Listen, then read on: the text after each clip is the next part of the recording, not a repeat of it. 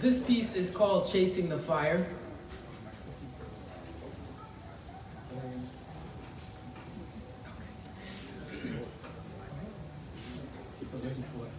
All right.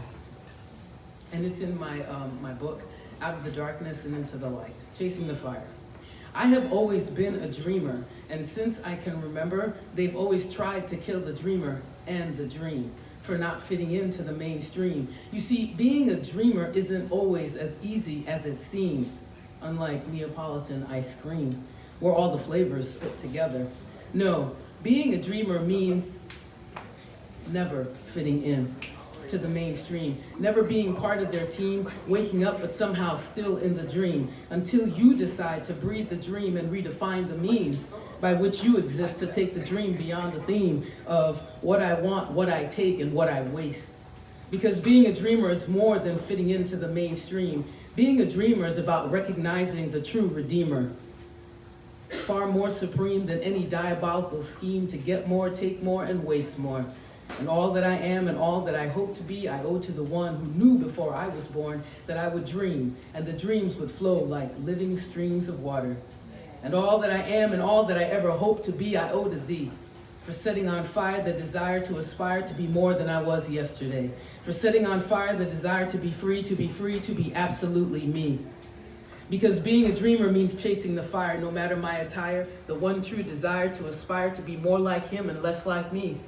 Because being a dreamer is what I have always been, but now in 2019, I am living the dream. Say what you will and say what you want. You misperceive me. You don't receive me. You think that this child of immigrants doesn't understand where you are and where you come from, but your story is rooted in mine until the end of time. Haitian dreamers, American dreamers, male dreamers, female dreamers, white dreamers, Hispanic dreamers, all dreamers. We are clearly the same, chasing the fire like an angelic choir, pouring out and pouring over prayerful hearts, seeking fresh starts. In 2019, we finally understand what it means to walk like kings and queens, keepers of sacred dreams. Because being a dreamer is a responsibility to see possibility become a reality, to add credibility, integrity, reliability to the first dreamer, who spoke words to separate light from dark.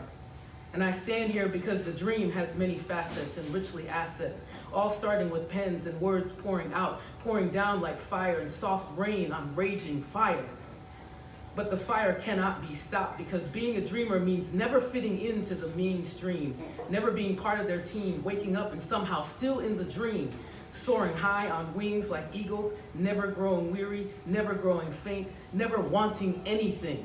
Sitting at the table in the presence of your enemies, walking through the darkest hours and the scariest times before the dream is realized, when the enemy whispers, terrors by night, midday, and even now, even now, even now. But knowing that we, dreamers and believers, we walk by faith and not by sight. Because there is part of us that was before time and will be after all is gone. The breath of the first dreamer, the spirit of the one, set me on fire. And in the stillness, when all the noise tried to discourage me from the dreams, making them seem out of reach, leaving me to teach and police behaviors and more, I am chasing the fire, tearing down strongholds, stepping over thresholds, rising to be bold, more passionately than before, running into a new dimension, not living for a pension, worldly attention, or honorable mention, because being a dreamer is a responsibility to see possibility, become a reality, and add credibility, integrity, and reliability to the first dreamer, my redeemer. Yeah.